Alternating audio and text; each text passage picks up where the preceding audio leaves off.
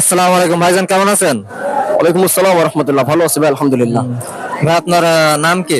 আমার নাম ওসমান গনি। আপনার বাসা কোথায়? বাসা যশোর সদর থানা, রূপদিয়া।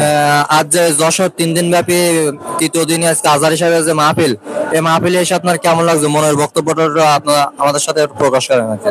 আমি আসলে 3 দিন ব্যাপী মাহফিল, আমাদের যশোরের ঐতিহ্য মাহফিল বা আজহারি সাহেবের বাংলাদেশে প্রথম মাহফিল ছিল কক্সবাজার, দ্বিতীয় মাহফিল আমাদের যশোর সকিনা মেডিকেল আদ্দিন হাসপাতালের আয়োজনে আয়োজিত। এই মাহফিলের 3 দিন দুইজন করে দামি দামি বাংলাদেশের সুপরিচিত বক্তারা ছিলেন। গত 2 দিন আমার আসার খুব ইচ্ছা ছিল, কিন্তু আসার সুযোগ হয়নি। কিন্তু আজকে আমি আসলাম, আসার পর এত মানুষ সমাগম, আমি রাস্তা থেকে এত মানুষ দেখছি যে আমি মুরব্বীদের মুখে সাদি সাহেবকে সরাসরি চোখে দেখি নাই, কিন্তু ওনার ব্যাপারে যেগুলো শুনছি মুরব্বীদের মুখে, যে উনি যে এলাকায় যেতেন, যে বিভাগে যেতেন, যে জেলায় যেতেন, যেন সমস্ত বিভাগ বা ওই জেলার মানুষগুলা যেন একত্রিত করে ফেলতেন বা হয়ে যেত। কিন্তু আজকে আমি আমার চোখের দেখাই, আমি গাড়িতে আস্তে আস্তে বলতেছিলাম যে মিজানুর রহমান আজহারির মাহফিল, আল্লাহ তাআলা সাইদি সাহেবকে দুনিয়া থেকে নিয়ে গেছেন, সাইদি সাহেব আর দুনিয়া আসবেন না, কিন্তু ওনার জায়গাটা একমাত্র দখল করে রেখেছেন বা রাখবেন আগামীতেও এই মিজানুর রহমান আজহারি। বাকি আল্লাহ তাআলা মাহফিলের মাধ্যমে আমাদেরকে হিদায়াত দান করেন।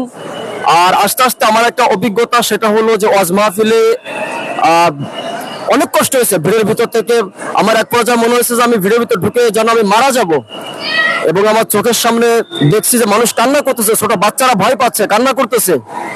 এত মানুষ সমাগম, এত মানুষের আয়োজন করা হয়েছে। বাকি আমার একটা এই মাহফিল থেকে দাবি থাকবে, বা আমার ব্যক্তিগত একটা দাবি, যে মহিলাদেরকে মাহফিলে বিশেষ করে নিষিদ্ধ করা দরকার। ওনাদের এখানে কোনো কাজ নাই, ওনারা না পারে সরাসরি বক্তাকে দেখতে, তা যেটা প্রজেক্টরের মাধ্যমে দেখা সেটা তো বাড়িতে ফেসবুক বা মিডিয়ার মাধ্যমে সরাসরি দেখা যাচ্ছে। তাহলে ওনাদেরকে রাস্তাঘাটে এসে বাচ্চাদেরকে কষ্ট করা, এরপরে এখানে এসে মাইকে প্রচার শুনলাম যে অনেক বাচ্চারা হারাই গেছে, ছোট ছোট বাচ্চা, 5 বছরের বাচ্চা, 7 বছরের বাচ্চা, 9 বছরের বাচ্চা হারাই গেছে। তা এই জন্য মনে হয় মাহফিল চলবে বাংলাদেশে এভাবে, ইসলাম বাংলাদেশে এভাবেই কি বলে, বাংলাদেশে এভাবে ইসলাম প্রতিষ্ঠিত হবে। এই ওয়াজ মাহফিলের মাধ্যমে সমস্ত বেঈমান, সমস্ত ইসলাম বিদ্বেষী যে সমস্ত কর্মকাণ্ড বাংলাদেশে আছে, একমাত্র আমার মনে হয় ওয়াজ মাহফিলের মাধ্যমে এগুলো সব ধ্বংস হয়ে চলে যাবে। বাকি আল্লাহ তাআলা আমাদের সকলকে এই ওয়াজ মাহফিল থেকে সেই দিন বোঝার তৌফিক দান করেন, হিদায়াতের উপর চলার তৌফিক দান করেন। আল্লাহ তাআলা আমাদের সকলকে কবুল করেন, আমিন। আসসালামু আলাইকুম ওয়া রাহমাতুল্লাহ। ওয়ালাইকুম আসসালাম।